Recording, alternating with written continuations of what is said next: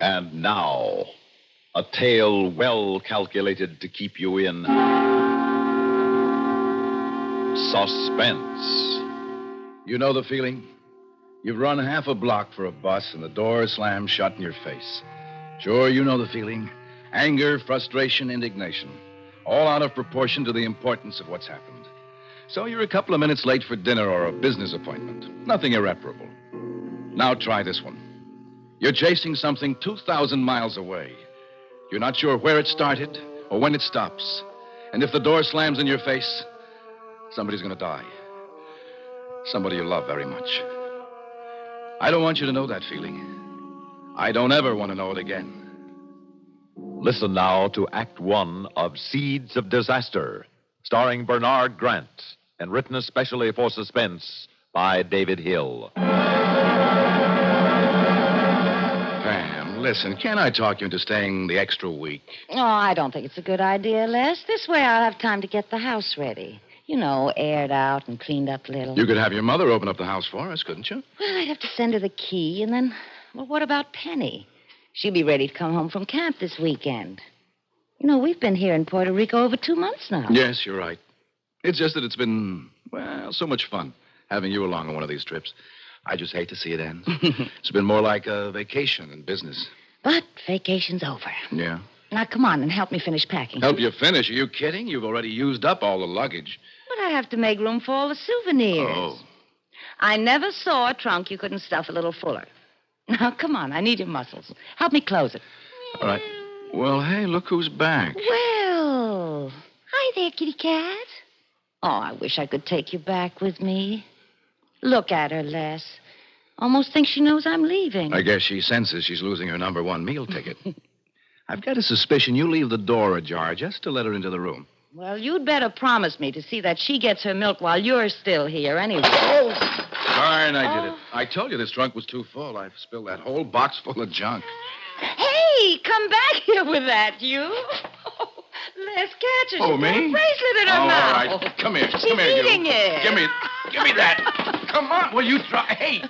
Look, that might look like lunch, but my wife claims it's jewelry. Don't let her out the door. Don't let her. She's younger than I am. Hey. Oh, never mind. You'll catch her in the hall. So I'm one present short. Well, I tried. What was that thing I did the 10-yard dash for? A bean bracelet, was it? Well, I'm not sure exactly.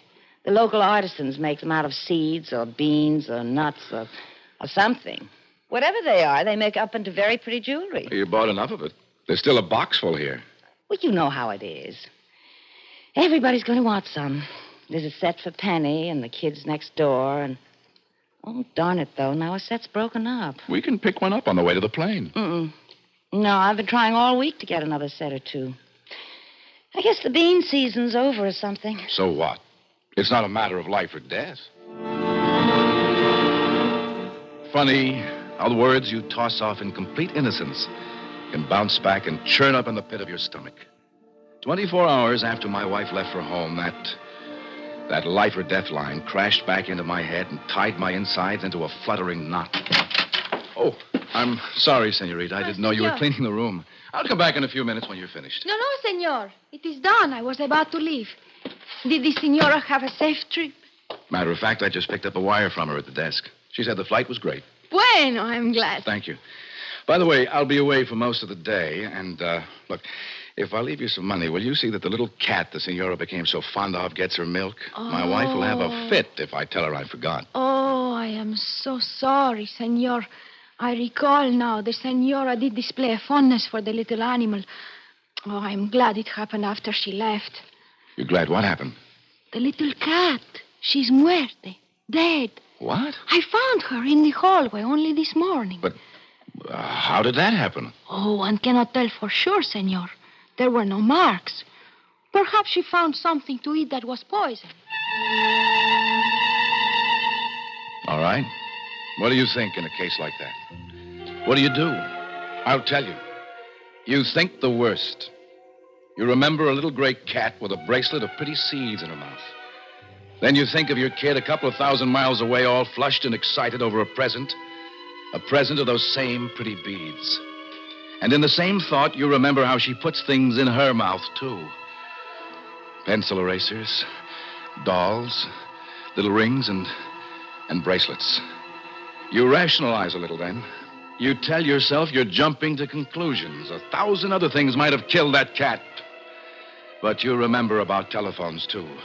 You don't have to take chances. You call.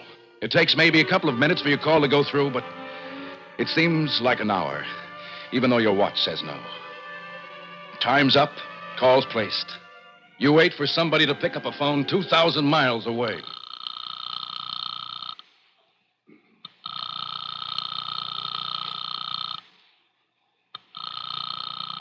I am sorry, senor, but your party does not answer. Would you wish me to try again later? No. Keep it ringing. If you wish, senor. I sat there for a full 5 minutes listening to the ring of a phone I knew wasn't going to be picked up. But you die hard in a case like that. You keep hoping against hope that you're going to hear one of those rings cut off by the click and hello that will take the bulldozer weight off your chest. But 5 minutes are enough. The ringing starts to wear on your nerves like the ancient Chinese water torture. Pam wasn't home. Chances were she'd already left to bring our daughter Penny home from camp. And chances were, too, she'd taken the native jewelry with her. I knew Penny and I knew my wife Pam. If it was new and you could wear it, you didn't waste any time before trying it on. Maybe those seeds had killed a cat, maybe they hadn't. But you don't take chances like that. I tried a few more calls. No good. I had to reach Pam before she reached Penny. I figured the local police might have better ways of doing it than I. So, Senor Mills, let us be certain there is cause for alarm. And these seeds, you would know them again? Yes, I'm sure I would. And here. They resemble those, perhaps. Yes, exactly like those. Then, Senor, you are correct. We must take every means to ensure they do not reach the hands of children. Lopez! Si, Lieutenant Garcia. Un momento. Now, quickly, Senor Mills, you will please give Sergeant Lopez such information as will be needed by your state police. No, I can't. You can't. You understand what we are attempting Yes, to do, Senor? of course I do. You want to alert the police of my state and have them stop my wife's car. See, surely you can provide us with a license number, description, probable route. Lieutenant Garcia, my wife doesn't drive. Then how would she reach this camp for children? By bus, I guess. That's how my daughter got there. Bueno. It's more simple. The bus is easily sighted by highway police. What bus would she have taken? Don't you understand? I don't know. I don't have any idea what time she left. I don't even know the name of the camp. Don't you think I would have called the camp if I knew? Senor Mills, how can we help you if you give us nothing to work with? I don't know. How do you find thieves and killers? Do they leave descriptions of their cars and where they're going? The Senor Mills, he makes a good point, Lieutenant Garcia. Perhaps, but it is also a fact that it often requires more time to catch a desperado than is now allowed us, Lopez. Please, Senor Mills, we understand you are upset, but try to think clearly. We ask only for a clue. See, were you not in contact with a child for the 2 months you have been here? Yes, of course. Pam's, my wife's mother, visited Penny every other weekend, and she wrote us regularly. Did she ever mention the name of the camp? She might have. I don't remember. My wife made all the arrangements for the camp, then she joined me here. The mother-in-law, did you call her? Yes, right after I tried to get my wife. There wasn't any answer there either. She probably rode up with my wife. Neighbors, would they know? I tried them. All they know is that Penny's been away at camp. They couldn't even tell me the name. Had the Senora Mills given any of this native jewelry to them as yet? That's one of the reasons I called everybody. She hadn't. Why do you people allow poison to be sold on your streets Senor anyway? Mills, be reasonable. We did not know. The seeds come from a variety of native plants, and as soon as we learned of the danger, all such articles were confiscated. Senor, once more I ask you, is there nothing you can tell us, however remote, that may help to locate your wife and child quickly? Nothing. Tell me the truth now. Can those seeds kill a child? Answer me. Can they kill a child? Yes, senor. They can.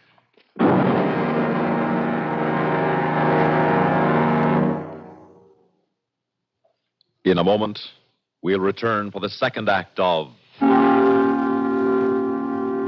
Suspense.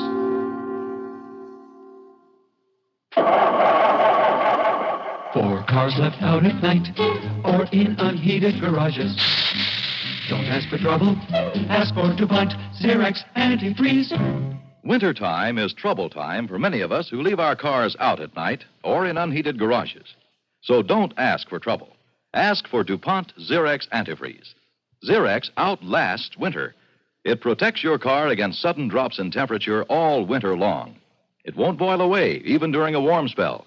And Xerox has an exclusive rust inhibitor, MR8, that protects all engine metals, including aluminum, against rust and corrosion. So, for safe, dependable protection, do as millions of motorists have done for over 20 years. Ask for Xerox antifreeze. It's made by DuPont. Remember, For cars left out at night or in unheated garages. Don't ask for trouble. Ask for DuPont Xerox antifreeze.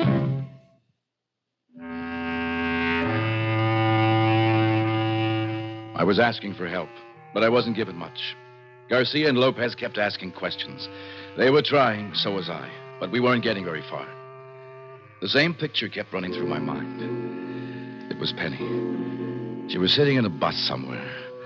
There was a bracelet around her arm, a brand new bracelet, with different pretty little seeds. And there was a string of them around her neck, too. She had that pensive look she gets. The loop of the necklace was lifted up to her mouth, between her teeth. And she was biting it. Listen, we've got to do something. We can't just sit here. We've got to do something. Si, senor. Lopez, perhaps there is something he has forgotten and does not know about. Si, Lieutenant. Go with Senor Mills to his hotel room. Si, Lieutenant. Search it thoroughly. Perhaps there is something. But there wasn't much in the hotel room. At least we were doing something. There were some of my clothes in the closet, shirts and socks stacked in the bureau drawers. Pam had left me one suitcase, but it was empty. Garcia and Lopez were doing everything they could from their end. The descriptions of Pam and Penny had been wired to the state police. If they were seen, they'd be alerted. But we didn't put much hope in that possibility. Telephone lines were being kept open to my home and the apartment of Pam's mother. As soon as either of them returned, they'd be warned of the danger. But would it be too late? Then, Lopez spied a small pile of pocketbooks and magazines in a night table drawer. Suspense stories. Pam was always reading suspense stories. What is this? Huh? Oh, short stories, magazines. No. Someone has marked a place in this one. Huh? This is a letter. Let me see. Well, Lopez, it's from Pam's mother. Aloud, senor, please. All right. Dear Pam, I just returned from seeing Penny. She's brown as a little berry and having a wonderful time. Uh-huh. The camp is beautiful. Yeah. The facility is a wonderful... Oh, she doesn't mention the name. She might. Keep reading. They are trying to cure Penny of biting her nails. Eh? But you know Penny. And things in her mouth. Here, give it to me. It is true. There is nothing here. What am I going to do? Huh? What? Senor Mills, this helps nothing, please. I'm sorry. You don't know what this is like. Senor, I have niños of my own. Believe me, I understand, but we must work now. How? Look through your wallet. Maybe there is something, a hint. No, I've done that. Then do it again. All right. Your money. Eh? Traveler's checks. Identification. Credit cards. Papers. Junk. You are too quick, Senor Mills. That picture. It is your little girl, is it not? Pam's mother sent it to us a couple of weeks ago. Then it is important. Can't you see? There is some kind of sign in the background with writing. Huh? Dear Lord, you're right. But it's too hazy and too small to make out anything. Nevertheless, we will have it enlarged. Quickly, we take it to a photographer. It had been only an hour since the realization of danger had stabbed into my mind. We had been racing against an incalculable margin of safety. For all I knew, my wife had only now reached the bus that would take her to Penny's camp. Then again, she might be well on her way, even there, possibly on her way back. Yet I was certain there couldn't be too much time left. I thanked heavens for Lopez. He was coming up with angles I'd never thought of. The photographer looked at the snapshot, and he shook his head. I will try, but I do not know. Why? 12 times you have done such things for us. See, but always with a negative or much better print. First, I must make a copy of this already poor picture, then enlarge it big. I do not know. It's got to work. We've got to be able to see what that sign says. I will try, senor. I cannot put in what is not there.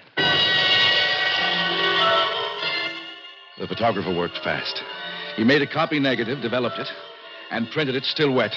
But just waiting for the image to come up in that tray of developers seemed like an eternity. What is wrong? Nothing is wrong. It takes a moment. There. The picture begins to appear. We fix the image quickly now. Well, give us some decent light. Please, a second. The image must be at least partially fixed. Here, I give you light. Oh, Lopez. That is the best you could do. I am sorry. I can make out none of these words. I am sorry. I held no great hope. I am sorry. Lopez. I'm scared. I'm scared to death. What's left? I don't know, senor. I don't know. There must be something. Let me get to a phone. Let me call again. Don't be foolish, Senor Mills. Lieutenant Garcia's had a man on the telephone every second. He would immediately notify us if someone returned. The time. Look at the time. I'm not going to want to hear the news, Lopez. It's been too long. You do not know that. Senor Mills, quickly.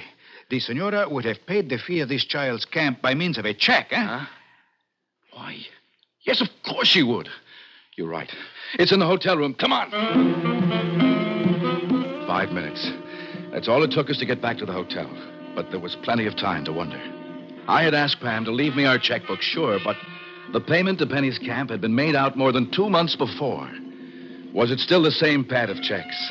Had Pam made the stub out completely? She didn't always. And if I found the right stub, what would it say? Payment for Penny's camp. Huh? Another blind alley. I don't think I breathed from the instant the check stubs began flipping through my fingers. And then... Point of Woods camp. That's it. Lopez, it's here. The phone. Quick. In short minutes, Lopez had pinned down the necessary information for reaching the camp. In seconds, a line was through. Why they don't answer? Please. Oh, please. I got something. Hello. Yeah? Point of Woods camp? Yeah? Sorry it took so long to answer the phone, but I was outside. Please, this is important. Vitally important. You have a child there named Penelope Mills. What's that name? Mills. Mills. Penelope Mills. Sorry, mister, but there's a pile of kids right outside here making so much racket I can hardly hear myself think. Senor Mills, perhaps it is my accent. Please, you try. Give it to me. Now listen to me. There's a child named Penelope Mills at your camp. Oh, you sound different now. Hey, just hang on the phone a minute while I close the door here so as I can... No, there's no time. Please, listen, don't leave. No trouble at all, mister. Just a second is all it'll take. What a fool. Now, go on, mister. I got a little quiet now. You've got a child there named Penelope Mills. She's to be picked up this morning by her mother. Oh, I'm afraid not, mister. You must have gone off easy a half hour ago. Look, what bus did they catch? None I know of. They went off in a private car. I think so, anyway. Well, what kind of a car? What make? What year? Can you describe it? I can't tell one car from another. Anything else I can do for you? Mister, you still on the line there? There it was. And for me, that was it. Watching Lopez trying to get some sense out of the phone after I had dropped it was like a great big anticlimax. He managed to talk with somebody more responsible, but it didn't help. Pam had picked up Penny. She had signed her out. They'd gone. And they hadn't used the bus. A bus might have been picked up on the road and stopped. But how do you get police to stop a car you can't even describe? I tell you, it is not hopeless, Senor Mills. Believe me. Listen, don't you think I want to hang on to hope? That's all I've got. But even you're out of suggestions. True. I can see nothing more to be done from here, but...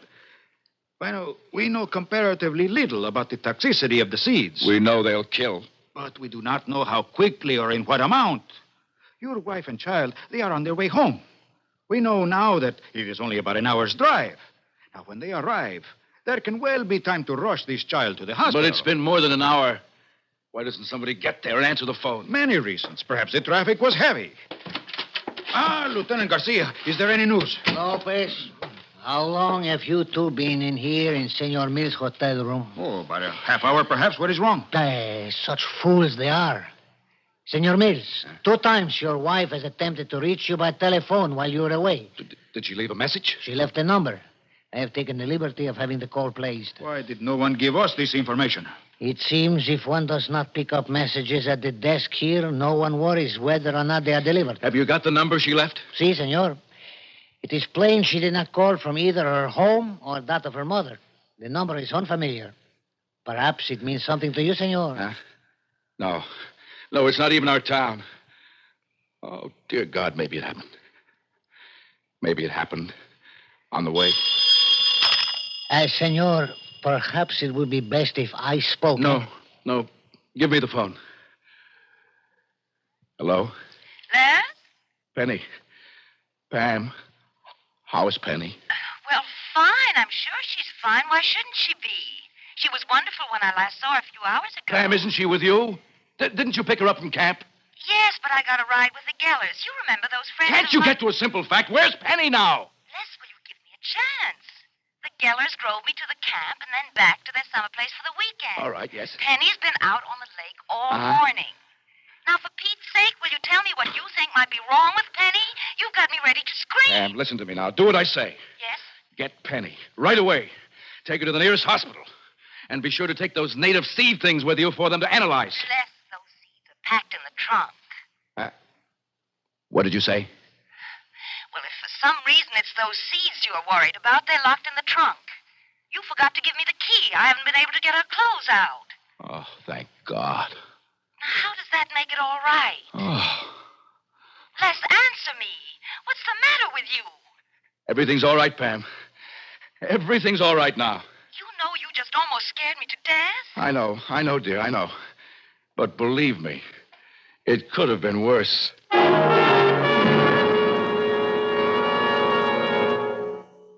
Suspense.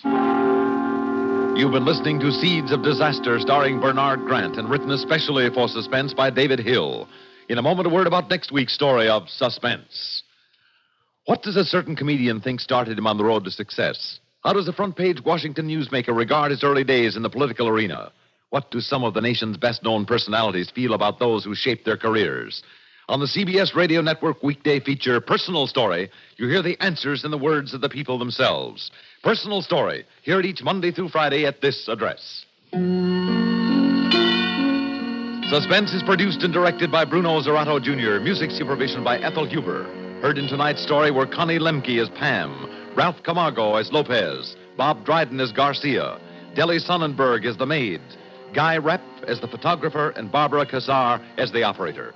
Listen again next week when we return with Witness to Murder, written by Francis Rickett. Another tale well calculated to keep you in